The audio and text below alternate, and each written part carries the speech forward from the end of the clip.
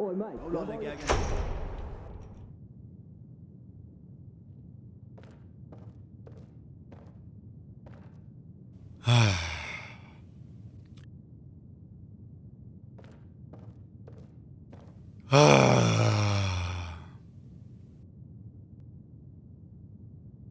said, Yeah. What is it? What's wrong with ya? I don't know anymore. I think I might be depressed. I've done all the things. I've beaten all the bad guys. I've collected all the strongest weapons. I have 7 houses, and I've seen all there is to see. Like, what now? Do I spend the rest of my life getting drunk off cheap ale and mead? What else is there? No, you're not depressed. It sounds like you're just bored. You need to challenge yourself, and I think I know just the right job for someone like you. Oh yeah? Oh yeah. Bitchin', let's hear it. In Morrowind, we tell this old tale of some fearsome weapon, locked away beneath the ground in a cold and desolate land. Only a hero of great merit that arises every 1,000 years or so can claim not only the weapon, but also the treasures and riches that lie in that place. A hero that has proven his strength, courage, and most importantly, his wisdom, is the ultimate test of a war. I'm gonna stop you right there. I've heard this one like 8 times already. Let me guess. Dwarven ruin? Yeah? Little puzzles and traps, a couple enemies I have to hack and slash through to get to the final room. Uh-huh. And right at the very end, some big bad strong monster that guards some crazy magic weapon that turns my enemies to ashes. Most likely. Oh, and this monster is a gigantic threat to all of mankind, is it? So I'm just gonna walk up to it and hit it with my sword a couple of times? Hey look, I'm not saying it's the most original legend. Most of these adventure stories basically boil down to those components. You wanted something to do. There, I gave you something to do. Alright, fine. I mean, that'd kill some time at least. Hey, maybe when you come back from plundering those ruins, you can pay off your tab. Huh? Oh, I could always pay off my tab. I'm filthy stinking rich. What? Yeah, I just choose not to. Like you or anybody in this town is gonna stop me. Right, I'm off. Explore some ruins and get me a sweet sword. Be back in like 2 hours. Might want to put a fresh barrel of meat on before I get back. See ya. Man, I really hate that guy.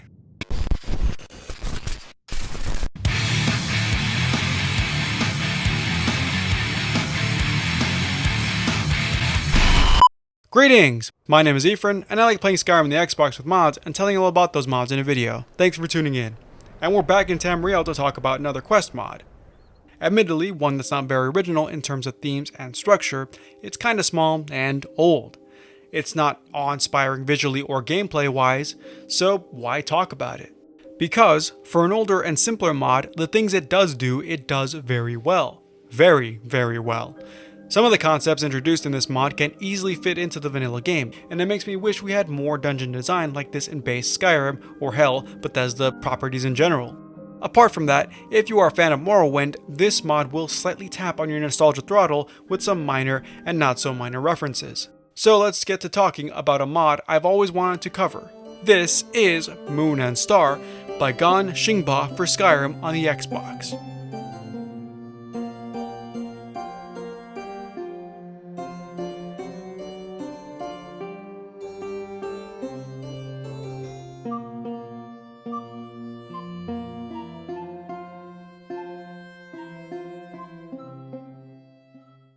Like almost all quest mods, you start by obtaining a letter via Nord Mr. McFeely. It's labeled "To the Dragonborn." Ominous. It describes yet another cataclysmic event unless you do something to stop it. The note also tells you where to meet the author for more information, the Sleeping Giant's Inn in Riverwood. So head on over to the small Nordic town to meet this new character, Mandin Halalu. That's the best take we're getting, where that's his name. Can I help you? The new NPC is the Dark Elf wearing leather armor, as you can probably tell due to his out-of-placeness. You'll notice right off the bat the voice acting is good. Back to business. As neighbors, Skyrim and Morrowind share more than a border. Our fates are intertwined. In any event, have a chat with him to get down to brass tacks. What needs to be done, where am I going, and how much am I getting paid?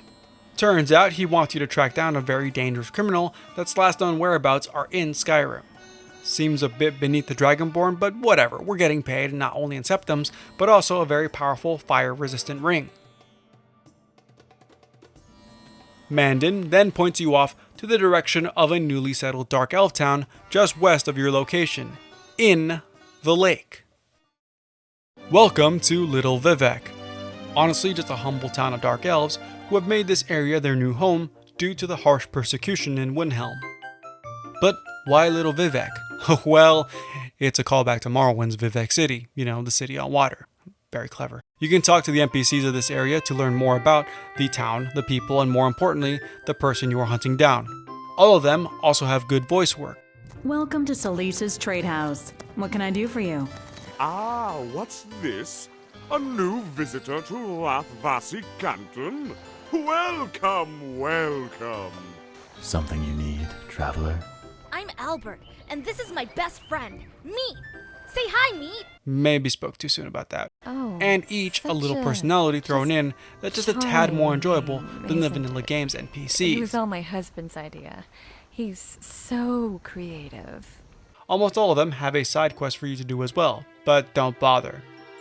All of them are menial tasks that give you very little in the way of a reward. One of them just straight up makes you go back to Riverwood to put a piece of paper in a chest. Now, if you don't care about any of that, you can continue with the main quest by talking to the village archer and hunter. He's the only person's quest in the village you need to complete in order for you to advance the story, so go deal with some bandits that slipped out of his hands one night and come back to him.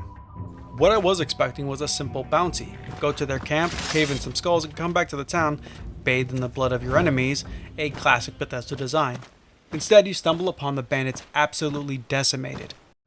Not a gory, bloody mess like a troll or bear attack, more like a deliberate and tactful slaughter. Check out the bandit leader's corpse to retrieve his helmet, as evidence of completing the task. Okay, small rant incoming. This is how a bounty quest should work. New Vegas did bounties excellent, where you not only had to bring in the heads of your mark, but also bring them in undamaged to get the full reward. Not saying this mod is on par with New Vegas, or that it revolutionized bounty quests, because it didn't. That's stupid. But at the very least, it got me thinking about how lazy and bad Bethesda is at even the most basic quests. Bringing in part of your target's armor or body as evidence of fulfilling the task brings in a level of realism and complexity. Just imagine, you ragdoll physic your mark off the mountainside. Well, better go find their corpse, cowboy, or you're not getting paid. Or alternatively, your target could try to persuade you, pay you off, or surrender with dialogue. That happened one time in the game, and that side story sucked. This half-assed BS Bethesda has going on with their most basic quests is just bad. Oh yeah, the real world works off the honor system just like that. Oh what, you killed that bandit? Okay, I fully believe you. Why would I not? Mercenaries are always honest folk. Here's your gold or whatever, and I'll go plant some fucking potatoes. Hey, buddy, come on, calm down. You have a video to finish. I hate you. Right, sorry. Okay, that's just embarrassing. Let's get back to it. After you return to Balron with the bandit's helmet, he'll spill the beans about the criminal who passed through the town. Says he's heading over to a dwarven ruin on the east side of the province. So, that's where we're headed.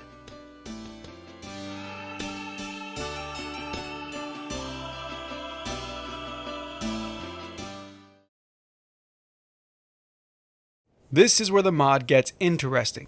Kagrenar, on the surface, is a simple, small Dwemer ruin. The main quest at this point is straightforward. Go in, follow your quest marker, fight some things, profit. But the ruin and the quest has some layers of complexity that differs it from your run-of-the-mill experience. It also has some surprises that I'm going to spoil the shit out of right now. So if you want to go out and play this mod, now is the point where you should avert your eyes, child, and pick up your controller or keyboard. Last chance, point of no return. If you're still there though, let's finish this mod. Entering the ruin takes you to a room with some items on some stone pedestals. They are replicas of Morrowind weapons and items. I'm going to be upfront with you all, I did not play Morrowind, nor have I ever touched ESO. Skyrim was my first Elder Scrolls game, so all these callbacks and references flew right over me. Yeah, go ahead, call me a dumb bitch and not a real capital G gamer. Sorry nerds, I was busy getting laid in high school. That's not true, I was playing fucking Halo. Got like really good at one point. Well, these seem important. Gonna go ahead and bag all these, as they may come in useful later. In the next available room, there is quite a scene. The perimeter is stocked with magical items.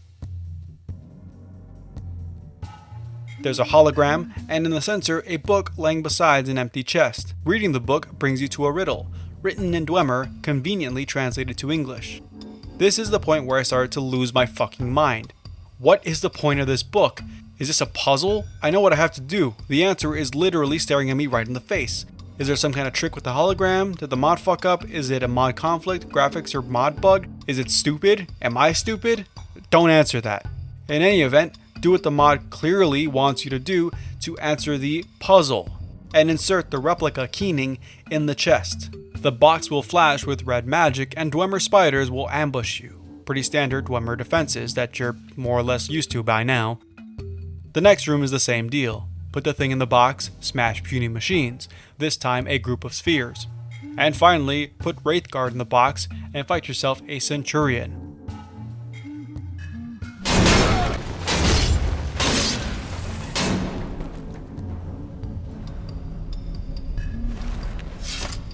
That opens up the final door that leads to an elevator, and to the left, another locked door. Guess we'll come back to that later. After descending further into the depths of the ruin, before you turn the corner to the next room, you hear and see a big explosion. As you peek over, there he is, the man you've been looking for. Ah, at last you arrive. I've been expecting you, Dragonborn. For Morrowind players, this might be quite cool. The actual playable character from the game, now in another Elder Scrolls game, which you can fully interact with fully voice-acted dialogue. It's awesome. Borderline fanfiction, but still, I am jealous of you Morrowind veterans. But for people like me who never played Morrowind, you're probably more like, I have no idea who this is. in any event, walk right up to this person and have a chat with him. In short, he saw you coming, not to slay him, but to help him. There is an option to kill him as you were supposed to, but I'll cover that later. We'll start with the more typical route. The Nerevar says he needs your help with some big bad danger up ahead. Why not?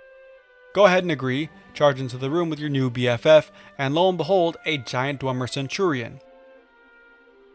We've dealt with these things already on this channel, so I assumed the hitbox would also be messed up and located right between the ankles. Attacking it now will reveal a health bar, but you'll find the thing is invincible. So what now? Well, around the room you'll see 3 beams, and you are correct to assume you have to use them. If you go to the source of the beam, all the while the Titan is beating the shit out of the Nerevar, you'll find the mechanism is being guarded by a magic barrier. Also around the room you'll see pillars as familiar holograms are being projected, and a lever is at the base of each stone pillar. Near the base of the lasers, the same replicant weapon holograms. So let's flip some levers and break some stuff. Pulling one lever with the icon of the laser icon will turn the thing from blue to red, thus lowering the beam's defenses.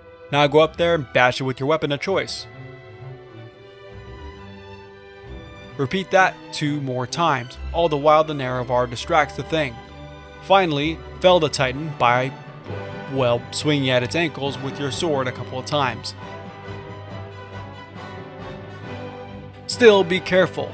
Just because it's vulnerable doesn't mean it's defenseless. Its melee attacks hit like a truck and spits out steam that stings more than a normal Centurion or the Forge Master from that Dawnguard side quest. Once the big guy's dead, you can loot him for some regular Dwemer swag and also get the lift key to get out of the ruin. But before you hightail it out of there, speak to the Nerevar. Well fought, Dragonborn. It seems that Golem was not a true Numidian, but I thank you for your aid nonetheless. But more importantly, offer you a reward. You have the choice between 3 classic Morrowind weapons, a bow, a mace, and a greatsword. The bow is the Bow of Shadows, which has fantastic effects, but lazy design.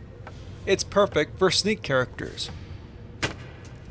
It's simply a spectral bow, and it's weird because it doesn't have an inventory image. It'll look blank in your weapons menu. Despite it looking like a spectral bow, it will still use arrows in your inventory.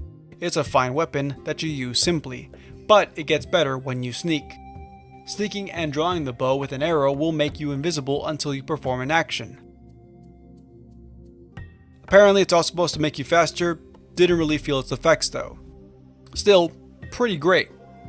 The mace is the Mace of Avar Stonesinger, a legendary Nord and an item from Morrowind's Blood Moon. This Avar guy was a bit simple-minded, as it's just a mace with frost damage that you can swing over your head and then bring down on a bad dude's face. The design though is pretty sweet. Frost colored, has some mean looking spikes, and looks more medieval than Nordic. And finally, probably the best offered weapon, the greatsword Kyrasmir, however you say the fucking thing. The sword is super cool. Where to begin? It has built-in magic and fire resistance when equipped, an above average base damage, and steals health from enemies on a successful hit. The look of the weapon, whether it's from another source or an original design, is awesome. Nice golden bronze hilt with some fine detailing, big ol' ruby in the center, and the blade has this rustic metal look on it. It's a beautiful weapon. The best part of it is the visual effect on it. It leaves a trail of blue light every time you move with it or swing with it. Whichever weapon you choose, you'll be quite content with your new death-dealing item. Now to come back from that small tangent, you will end the conversation with the Nerevar, who says he'll go chill at the Shrine of Azura and bounce.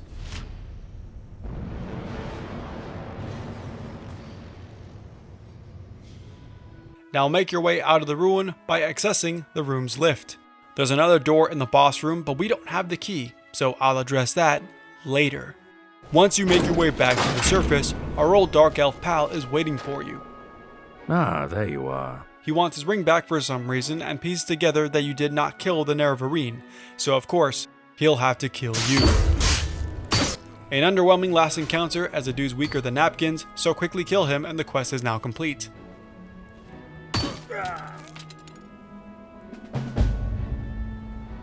You can feel free to roam Skyrim with a throwback weapon and a feeling of a job well done.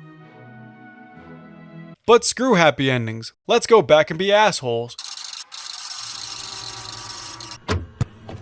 What if you decided to go through with killing the Nerevar? Well, you better be ready for a real throwdown because it's not an easy feat. The guy is super tough. Not Ebony Warrior level, but a very formidable opponent. He can cloak himself in magic, fling other spells at you like Blizzard and Fireball, wields 2 enchanted swords that does some serious damage. And this Morrowind protagonist is pretty tanky. If you manage to drop him to about a third health, he'll perform a ritual-like spell that restores his health, magicka, and stamina. At level 60 with around 500 health, admittedly not wearing the best gear, with shitty enchantments, and no maxed out skills apart from one, I had quite a tough time dealing with him. A lot of times I had to cheese him with dragon shouts and a lot of potions. With my level 30 character, not possible. He will humble you real quick and show you why he's the better protagonist.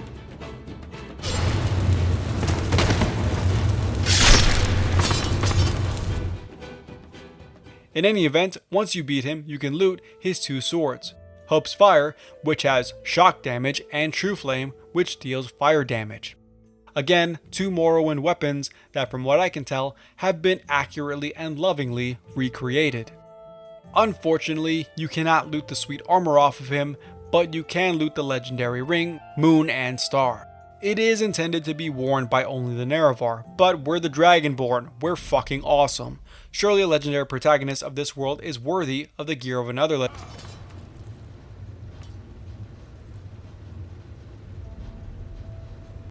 Yeah, just straight up insta-kills you. That's it. And finally, you can loot the keys he took out of the chest in the center of the room. With those, you can escape the ruin without fighting the boss Centurion.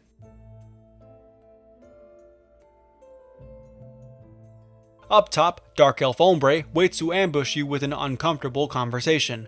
This time you can give back the ring he lent you and you can get a whole whopping 1,000 gold for your efforts. And that's the quest. Alternatively, keep the ring and kill him. Quest complete also. Well, that's that. Now go wash your troubles and guilt away with some alcohol.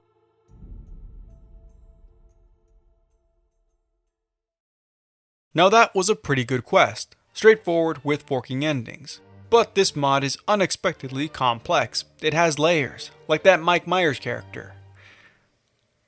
Oh god, what was his name? Oh, it's escaping me at the moment. This is embarrassing. If you remember, there was a locked door at the end of the 3 trial rooms. Even after completing the quest in both ways, you still cannot open the door. None of the keys work and the boss battles did nothing. So, what gives? Am I missing something? Did I do something wrong? Is there something wrong with me? Is there something wrong with the mod? Stupid piece of shit. To answer these questions, we have to go back to where we first stepped into Kagrenar. I tried a variety of things, and after throwing my hands in the air, giving up and proclaiming in my empty apartment that I am indeed a dumbass, resorted to an online walkthrough. Turns out the holograms are a misdirection in the trial rooms. In order to do each of them correctly, you must find the item that answers the riddle in the book and place it in the chest. Wow, who would have thought? So, let's get cracking. The first room. Powerful magic given form.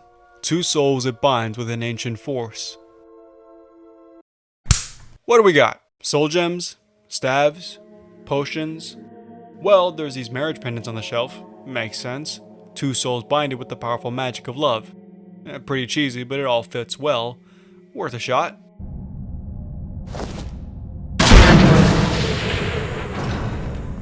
Whoa! Whoa! A green poof of magic will emit out of the box, and instead of fighting off dwarven robots, you're safe and sound, and the door opens up. Very clever, mod maker. Although I do like this idea, I will have to criticize the mod a bit here. The riddles are a bit too vague. They are very open to interpretation. If you really think about it and have a much deeper understanding of the magic of the Elder Scrolls universe, like some big fucking nerd, some items could definitely work to satisfy the puzzle. I get it though, you have to be brief and concise. More details and you either confuse the player or just spells out the answer. It works fine and makes you feel real smart for solving the puzzle yourself though. It's not a conventional Skyrim way of doing things, but it's still familiar enough. I really appreciate the mod for treating you like an adult with a brain, not spelling everything out for you or completely holding your hand throughout the entire quest. Anyway, the next room. The mightiest weapon in all creation. With it, mortals become gods. For only it can slay time. Well, the room is filled with weapons, bows, swords, axes. Mortals have wielded these common weapons before, a lot of them aren't gods. The replicant Sunder didn't work here before, so given the way this mod thinks, it's an unexpected item. Think outside the box.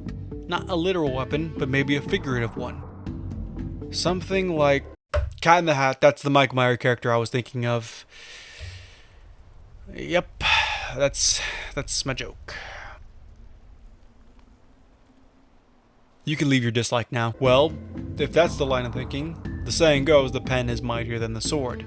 Mortals can become gods in the pages of literature, and it can slay time by essentially killing time. So... dope. And finally, when cold, it destroys. When hot, it creates. Let it encase your heart for what lies ahead. I'll admit this one sucks. A lot of the items similar to this answer could theoretically answer this riddle. But at the end of the day, the mod demands you place a steel ingot in the chest. With the final door unlocked, we can come into the hallway, turn left, and find the door is now open. What lies inside is just a key for the tomb. Okay? Just carry on with the quest like you did before. Whatever you choose to do in regards to the Efrain or the Centurion doesn't matter. You can now go into the back of the boss's room to open the tomb door. Inside, you'll find a book with a Dwemer text.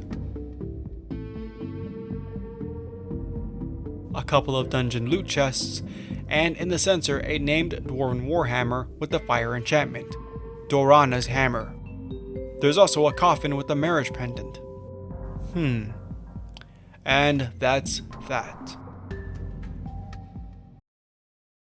Now, just because you're done with the quest doesn't mean you're done with the mod. Moon and Star has several post-quest effects, events, and items depending on which route you go.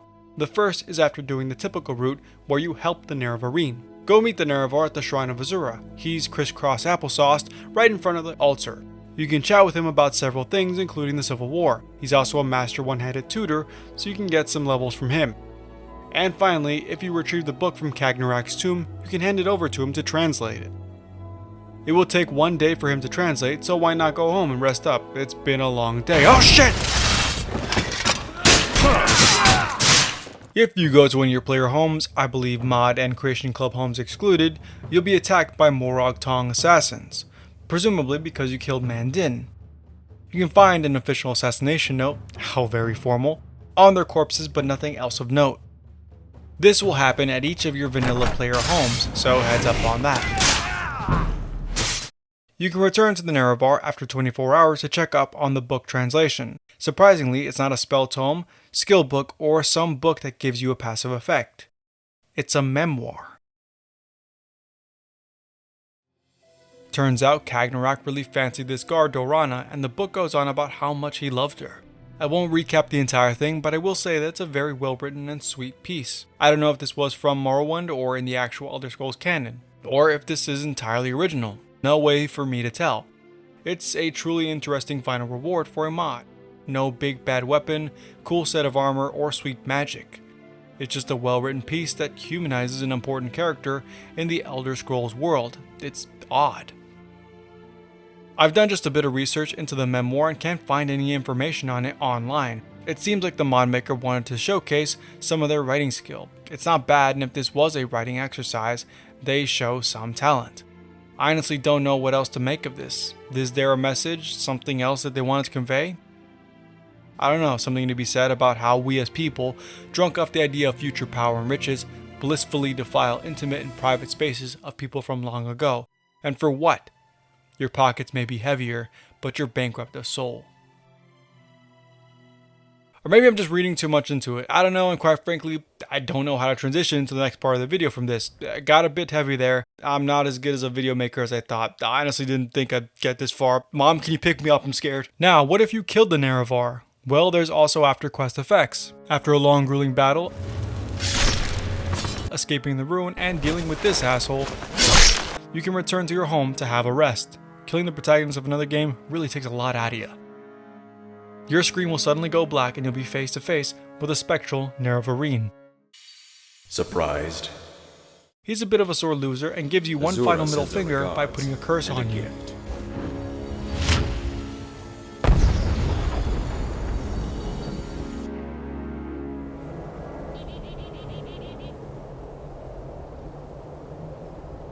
You wake up on the cold steps at the foot of the Shrine of Azura, all hazy-eyed and uneasy. Additionally, you have a new trait added to your long list of active effects. Curse of Azura, a brutal debuff that knocks 50 points off your overall health and hits your speech skill by 25. To my knowledge, there is no way to remove it without removing the mod from your load order. Additionally, you can travel back to Little Vivec and talk to some of the more important members of the village. You can tell them you killed the Nerevarine, for some reason, in case you want to be really evilly braggadocious and really twist the knife, and they will deny you their services. We have nothing to discuss. The shopkeeper will refuse to sell to you, and Balron will no longer speak to you, also denying any archery training. Leave, and don't bother coming back. Now, if you're a bit bummed because you didn't get a cool weapon in this ending apart from this guy's dead wife hammer, fear not, because all you have to do is wait around 24 to 48 hours, or so I was told. I waited for 7 in-game days, but nothing happened. What's supposed to happen is a courier is supposed to deliver a letter and an item, the Black Hand's Dagger. It's a Daedric dagger that absorbs health from the opponent. I waited long enough, and I don't really care about it, but if that happens to you, good for you. Sweet dagger. And with that, we officially come to an end of Moon and Star.